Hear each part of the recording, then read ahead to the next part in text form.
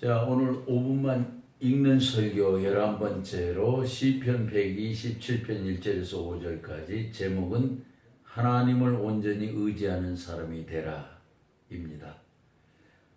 오늘 읽은 본문은 성경의 표제에 나타난 대로 지혜의 왕이라는 솔로몬이 지은 시입니다. 솔로몬은 인생에서 최고의 부귀 영화를 누린 사람, 왕 중에서 가장 영화로운 사람으로 알려져 있습니다. 그러면 오늘 본문이 솔로몬이 지은 시라는 점은 우리에게 여러 가지 시사점을 준다고 볼 수 있습니다. 왜요?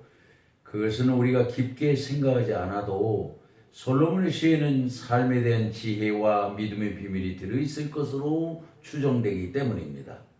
이 본문의 말씀을 배경으로 하면서 우리는 하나님을 온전히 의지하는 사람이 되라는 제목으로 묵상하고자 합니다.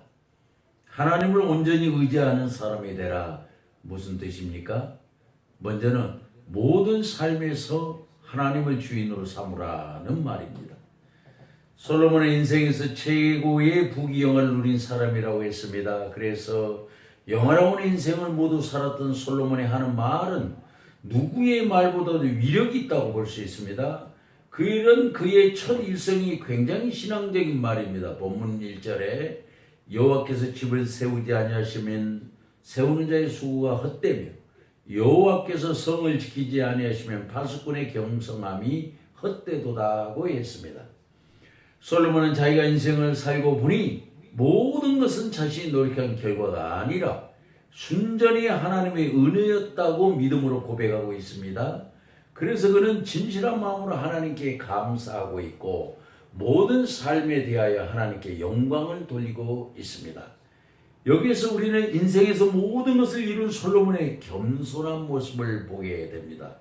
실로 성공적인 삶을 살았다고 하는 솔로몬이 자신의 삶의 중심에다 하나님을 두었다는 신앙 깊은 간증을 듣고 있는 것입니다. 이는 우리가 최선을 다하여 놀라운 결과를 거둔다고 해도 그 주체, 즉 주인은 하나님이시라는 것을 잊지 말아야 한다는 교훈입니다. 그래서 우리가 목청을 높여서 외쳐야 할 말은 나의 삶에서 모든 것은 하나님이 다 하셨습니다 하는 말입니다. 그 다음으로 하나님을 온전히 의지하는 사람이 되라. 무슨 뜻입니까? 형통할 때에도 하나님을 두려워할 줄 아는 사람이 되라는 말입니다. 본문 2절을 다시 읽습니다. 너희가 일찍 일어나고 늦게 누우며 수고의 떡을 먹으며 헛되도다. 그러므로 여호와께서 그의 사랑하시는 자에게 잠을 주시는도다. 고 솔로몬이 고백하고 있습니다. 이 말은 우리가 우리 자신의 지혜와 능력을 발휘해 성공을 거둔다고 해도 하나님을 두려워할 줄 아는 사람이 되어야 한다는 것을 의미합니다.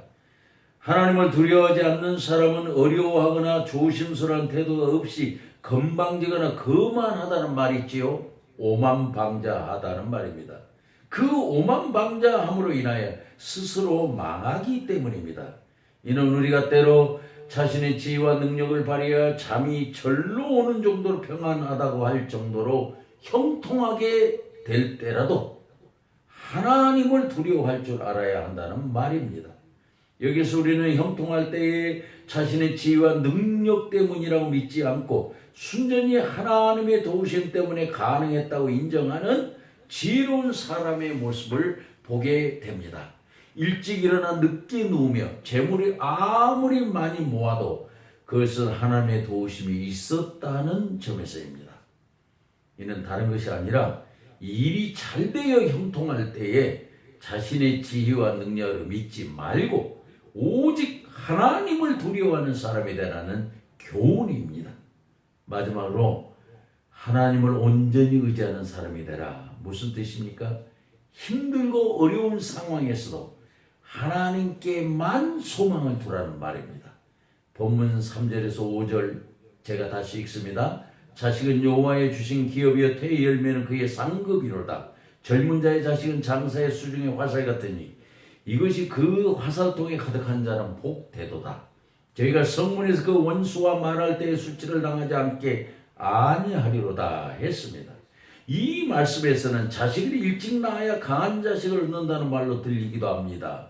그리고 자식이 많은 사람은 나중에 자녀가 울타리가 되어 수치를 당하지 않게 된다는 말 같기도 합니다. 맞습니다. 그러나 더 자세히 고찰해 보면 자식을 축복의 상징으로 말하고 있다는 사실입니다.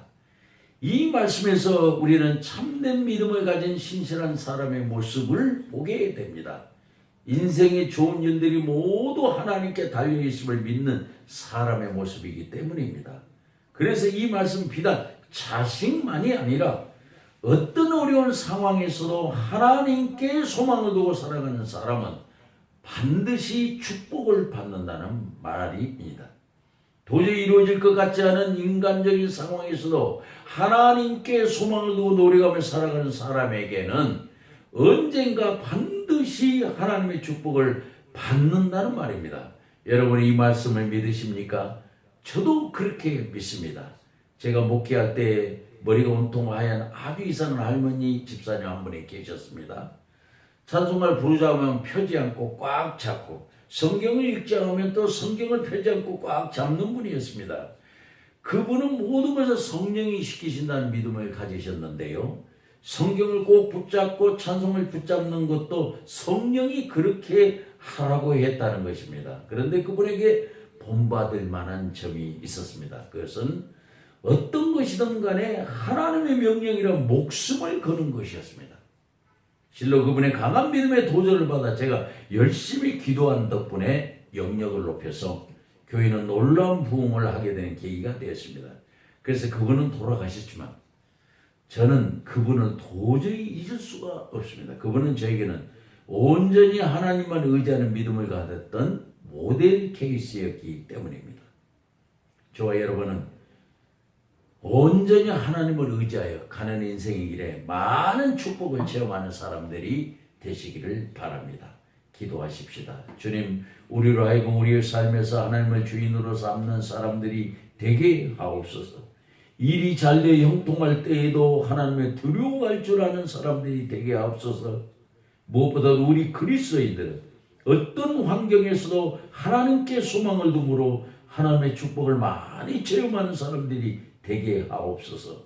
그 어떤 경우에도 하나님을 온전히 의지하는 사람에게 반드시 복을 내리시는 예수님의 이름으로 기도합니다. 아멘.